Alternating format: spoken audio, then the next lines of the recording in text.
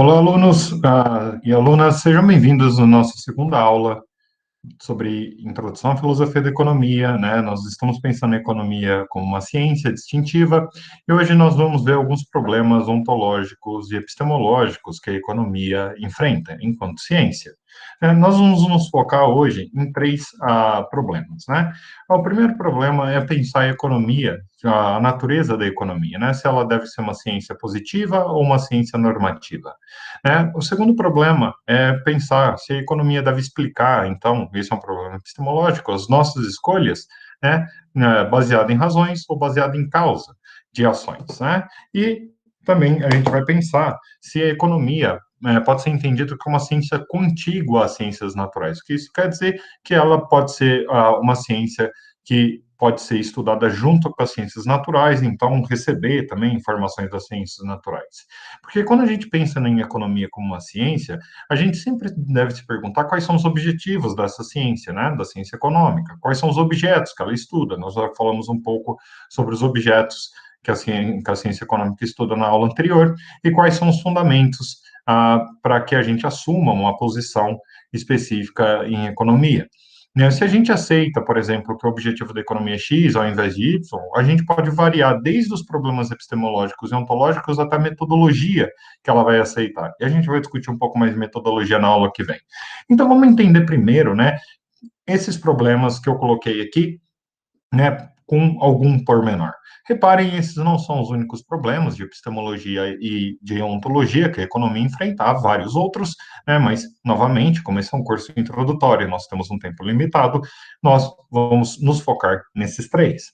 Então, vamos entender os três problemas. Então, o primeiro problema de economia dever ser positiva ou dever ser normativa, né? Então, a economia deve ser entendida como? Né, como uma ciência positiva, o que isso quer dizer? Que é uma ciência que explica só fatos, né? Então, os economistas vão olhar para o mundo e ver os padrões de distribuição, os padrões de consumo, os padrões de produção e descrever isso, né? O mais fielmente possível que eles conseguem, ou eles devem fazer uma ciência normativa também, né? Ou adicionado à descrição de fatos, eles devem ter alguns compromissos morais, por exemplo, ou compromissos normativos, de modo geral, né, como a economia deveria se comportar, ou quais os objetivos fins dessa economia, né, o que o sistema econômico deveria gerar como finalidade, e se essa finalidade é moralmente relevante. Então, esse é o nosso primeiro problema. A economia tem que ser entendida como uma ciência que descreve fatos apenas, né, fatos sociais, é claro, né, ou ela deveria ser não só descritiva, mas também ter uma parte normativa substancial que iria, por exemplo, traçar fins de políticas públicas ou de comportamentos econômicos ou dos sistemas econômicos como um todo, a fim de gerar o maior bem-estar, ou a justiça, ou a igualdade, ou coisa parecida. Então, esse é o primeiro problema.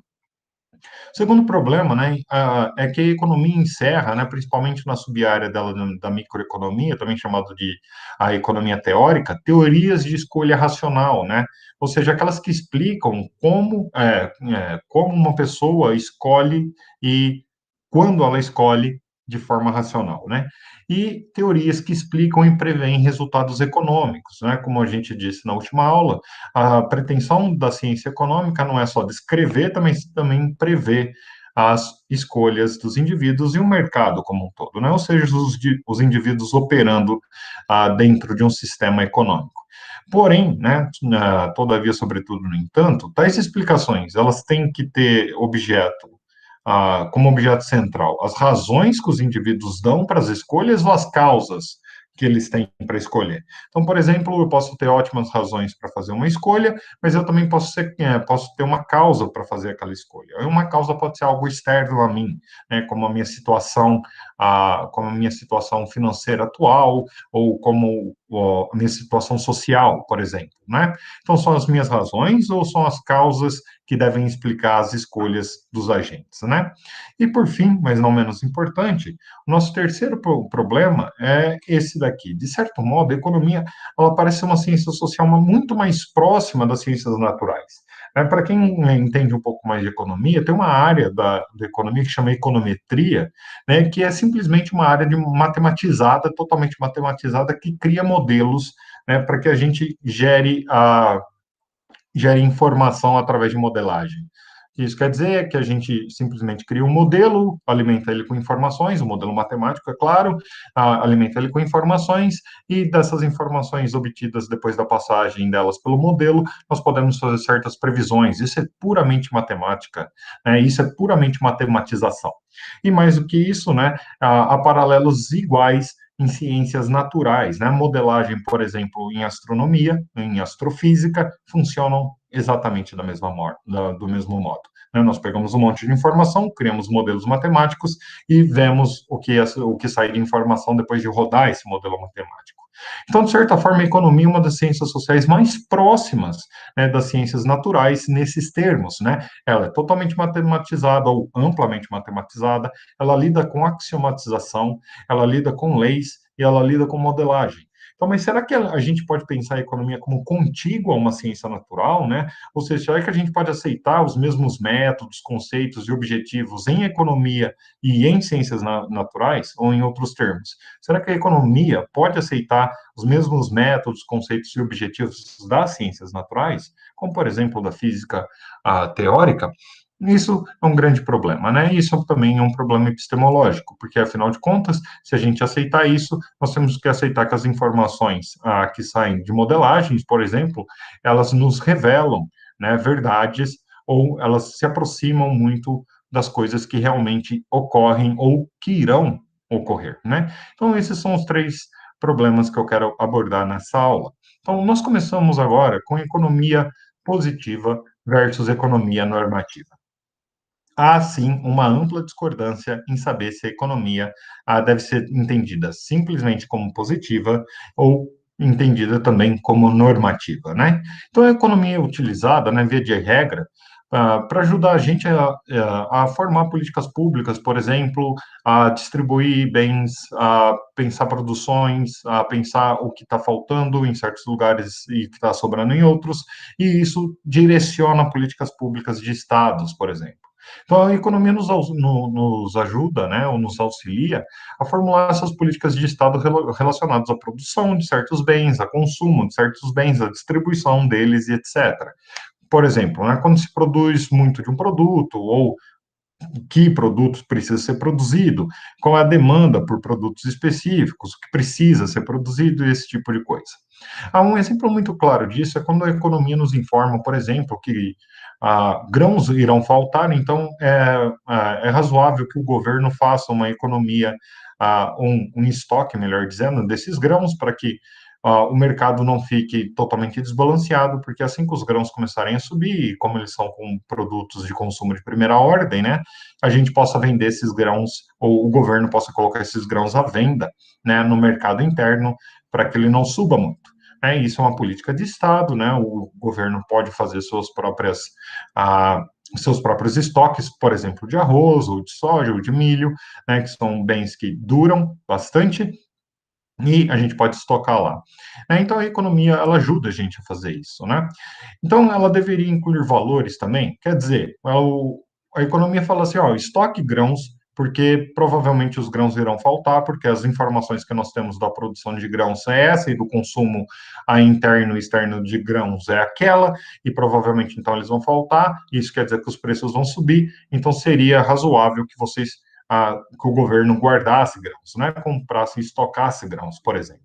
Então, isso é simplesmente um estudo dos fatos, né? É dizer, olha, a produção é X, o consumo é Y, logo a demanda vai ser Z, e então guardem grãos. Mas tem algum valor que ela deveria incluir? Ou seja, será que tem algum valor moral que ela deveria incluir? Como, por exemplo, você tem que guardar grãos porque o preço vai subir, as pessoas mais pobres, né, vão ser extremamente prejudicadas, o que pode levar elas à miséria, e a miséria é má por si mesma, né, causa mal-estar, então guarde grãos, né? Então a economia ajudaria a estabelecer objetivos morais relevantes, como evitar a pobreza?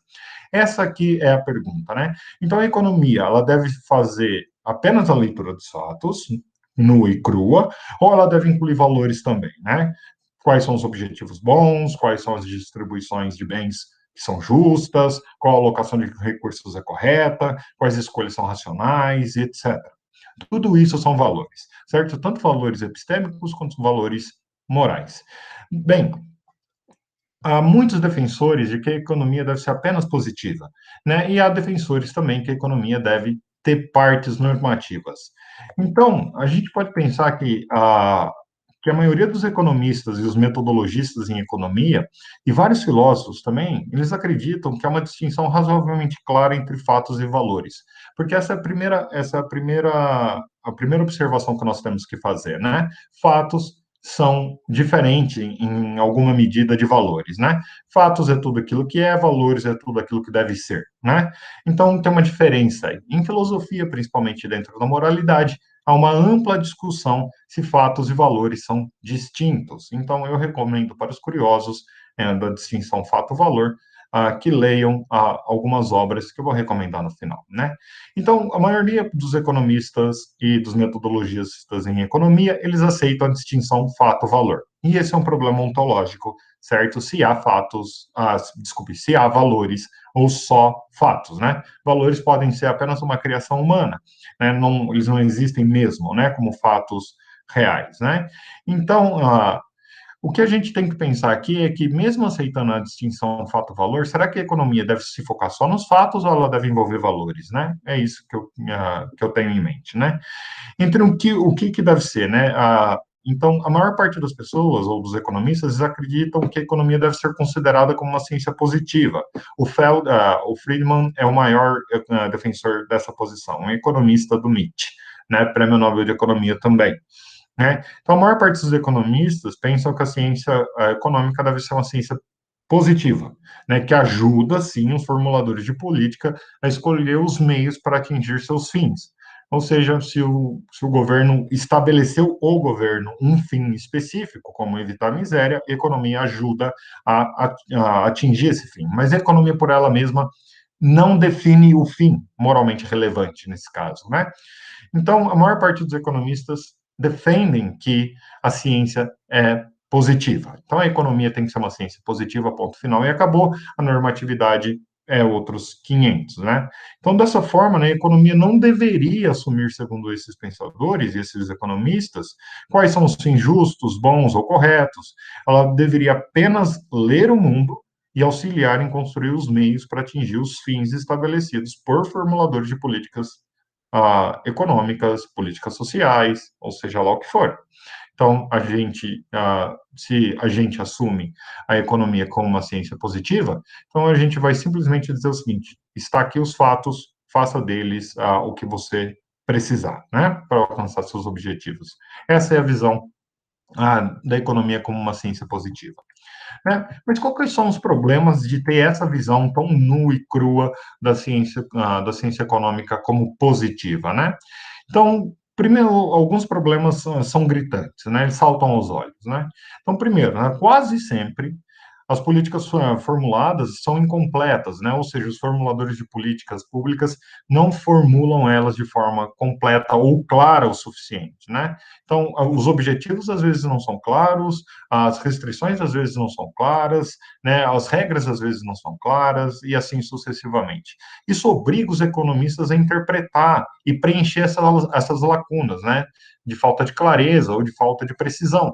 E quando eles fazem isso, eles incluem valores nas suas teorias. Então, por exemplo, se a gente quer evitar a miséria e o governo simplesmente diz que quer redistribuir recursos, que podem ser dinheiro, alimento, ou seja lá o que for, para evitar a miséria, mas não define o que é miséria, economistas definirão o que é miséria, né, e definirão que miséria viver, por exemplo, abaixo, com menos de $2 por dia, e que isso é ruim, de certa forma, né? Então, eles vão ter que definir essas coisas. Então, eles vão incultar valores dentro da teoria, mesmo querendo apenas revelar fatos, né? Segundo, né, a ciência econômica é uma atividade humana, ou seja, nós fazemos ciência, nós fazemos economia, né? Então, ela é uma atividade humana e, portanto, ela é governada por valores, porque nós somos seres que valoram, né? Dado que nós valoramos quase tudo, seria impossível se livrar dessa característica, porque é como se fosse impossível se livrar de ser humano.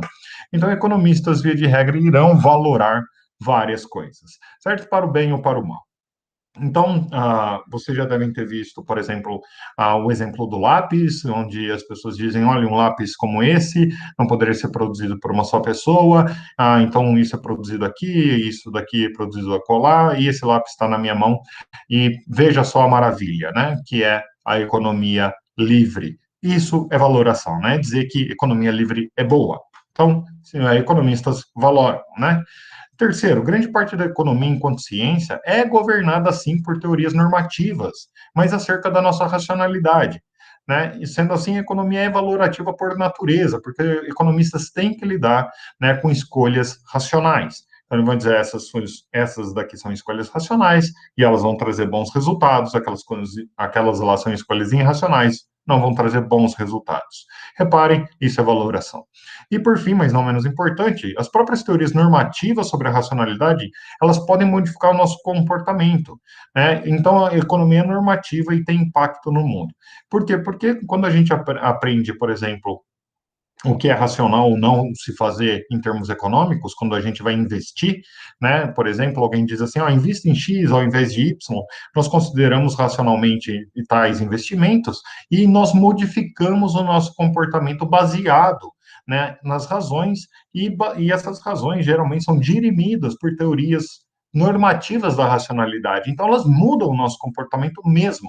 Então, ver a ciência como positiva, né, ver a ciência econômica, desculpem, como positiva, é um tanto quanto difícil, já que todas as atividades econômicas e atividades dos economistas parecem ser imbuídas, né, de valores. Então, parece que, inevitavelmente, a gente vai cair numa visão de que a economia é uma ciência normativa. E a gente tem uma visão mais histórica, né, da economia como ciência normativa. Né? Nos primórdios da economia como ciência, né, havia uma crença de que a riqueza tinha relevância moral. Né? O Adam Smith defendia isso. Ele defendeu a riqueza das nações, comentar a riqueza de uma nação era moralmente importante.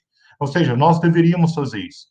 Porque muitos dos comportamentos que a gente vê como mal, né, ou como errado, eles resultam, na verdade, de péssimas condições materiais. Então, por exemplo, assaltos resultam, às vezes, porque as pessoas não têm outra forma de sobreviver, né? E assim sucessivamente, né? Então a pobreza generalizada, ela causa ou pelo menos favorece, né? No mínimo favorece comportamentos imorais.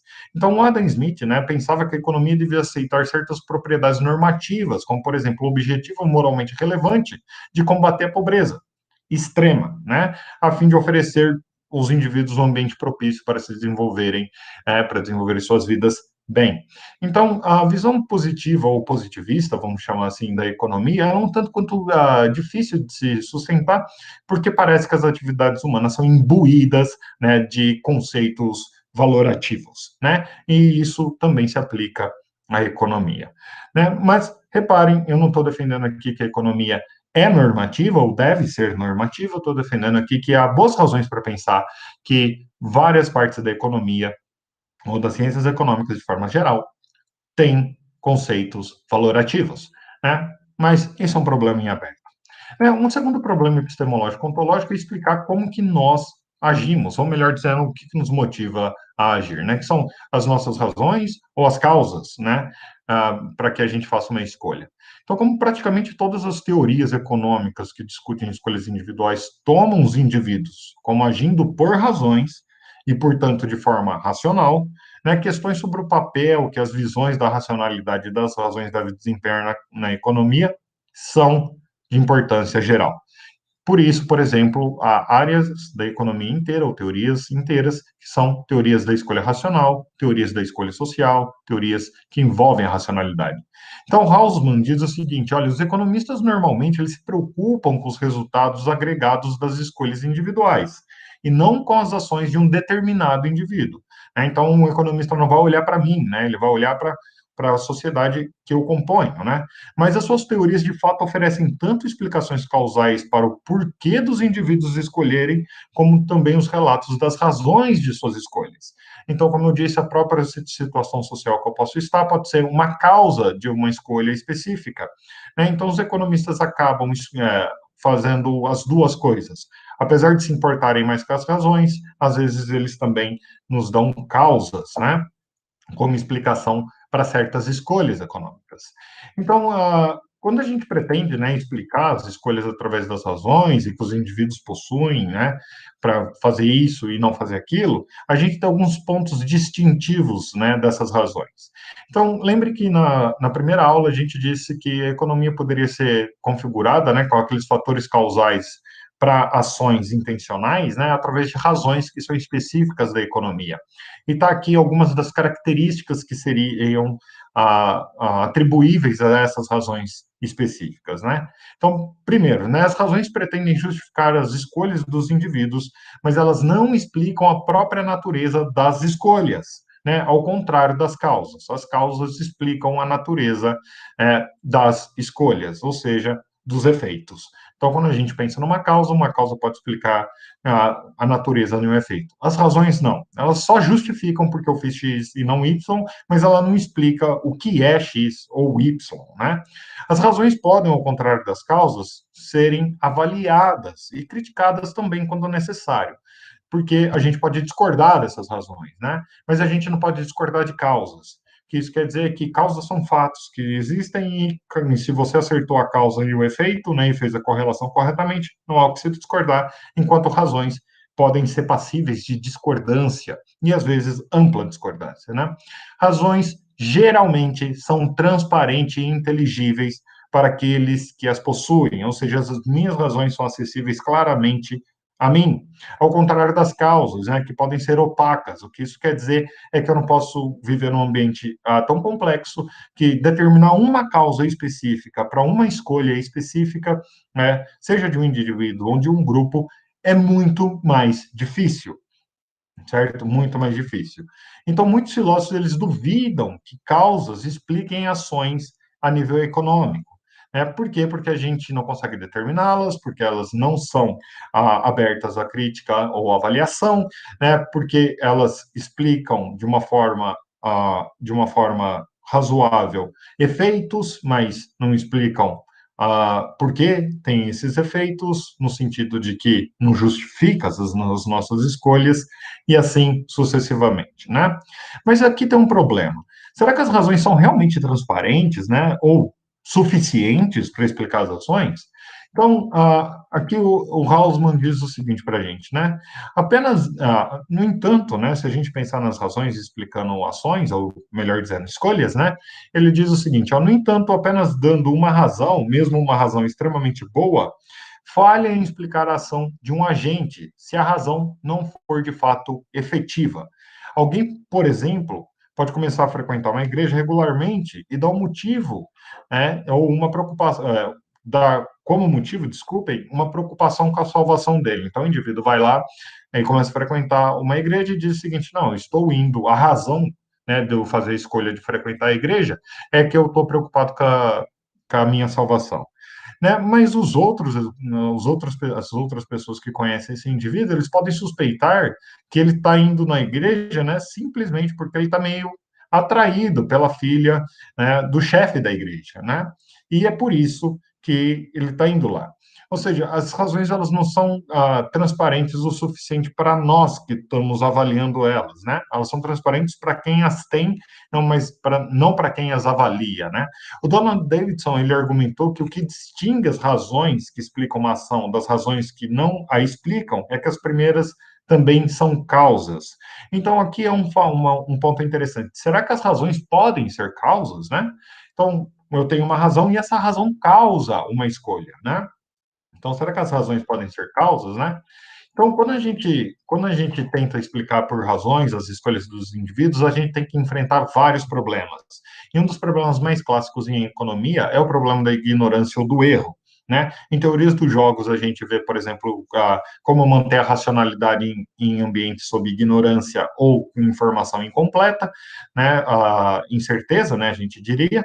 E aqui há uma preocupação quando a gente for explicar isso com esse tipo de ambiente, né? Quando a gente tenta explicar as escolhas dos indivíduos através de razões que são baseadas nas crenças ou nas preferências desses indivíduos, nós temos que levar em conta sempre, né, que elas, né, as crenças ou as preferências, elas podem ser formadas na presença de ignorância ou erro.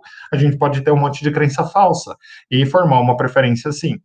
Como nós tivemos um monte de crença falsa por formar e formamos preferências acerca de várias coisas que depois nós vemos que realmente não trazem bons resultados para a gente, né? Então, a ignorância dos aspectos relevantes para fazer uma escolha faz das nossas razões, né, serem formadas de modo errado, epistemicamente falando, né? Então, para manter eficácia explicativa, né, ou seja, que uma razão realmente explica uma escolha, né, os economistas, eles supõem, geralmente, que os indivíduos, né, têm informação perfeita sobre todos os fatos relevantes. Essa é uma suposição irreal, certo? Ninguém tem informação perfeita sobre todos os fatos relevantes ou fazer uma escolha, né? Dessa forma, né, os teóricos eles não precisam se preocupar com que são as crenças das pessoas, se elas foram formadas de modo correto, em quais circunstâncias elas foram formadas, né? Se as pessoas têm informação perfeita, então elas acreditam e esperam o que quer que sejam os fatos. Assim, a economia consegue falar sobre fatos, né? Ou seja, sobre escolhas no mundo. Qual que é o problema disso para a economia, né? Isso distancia a economia das outras ciências naturais, como eu aludi no começo da aula, né? Dado que a suposição da informação perfeita contraria os resultados das outras ciências naturais, como a neuropsicologia ou a neurociência como um todo. E mais do que isso, a própria psicologia, né? Qualquer pessoa que estude o comportamento humano, ou melhor dizendo, qualquer cientista que estude o comportamento humano, vai chegar à conclusão de que os indivíduos fazem escolhas baseadas em razões que são formadas, né, ou crenças que são formadas de modo errado ou em circunstâncias de informação incompleta ou de ignorância.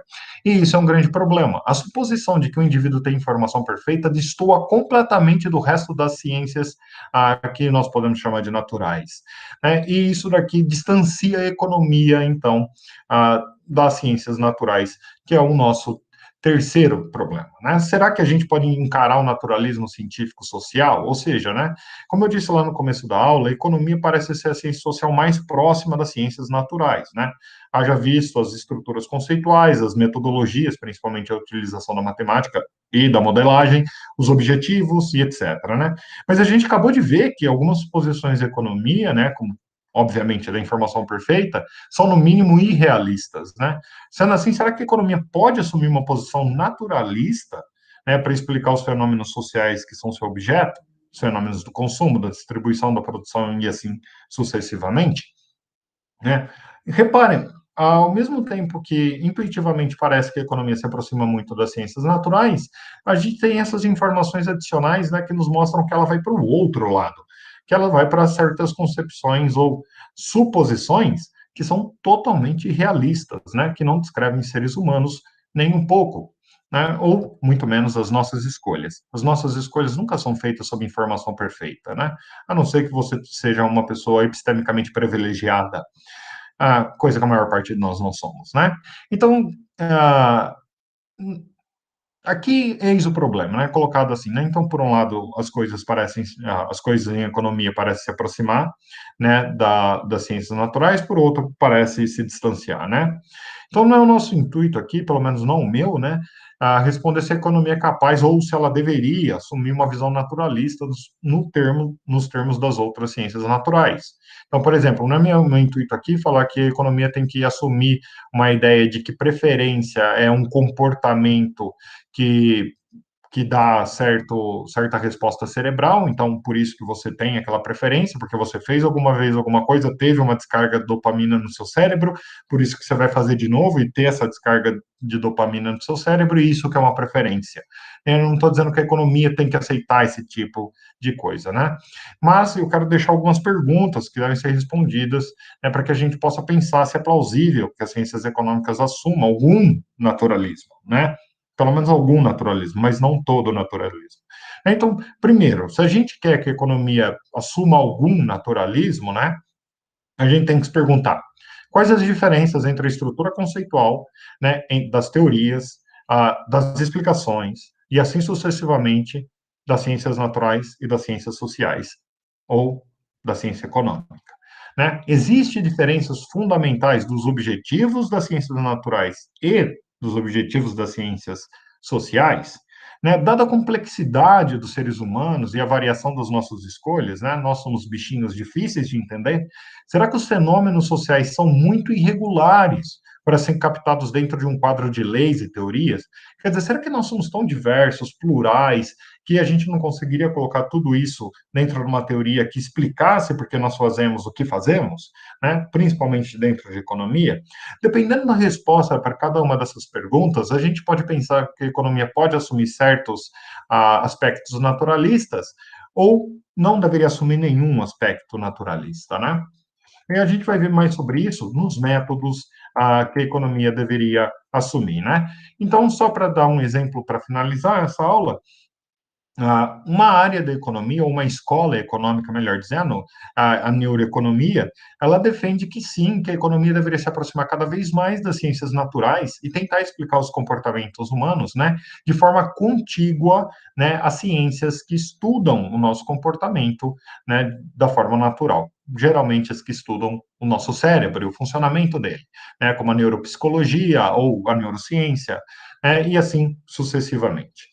Então, a minha sugestão de leitura para vocês hoje é que vocês leiam o texto do Daniel Hausmann, Philosophy of Economy, que está lá em Stanford. Ela é uma ótima leitura e muito informativa. Então é isso, pessoal. A gente se vê na próxima aula, que vai tratar sobre metodologias em economia. Então, até mais.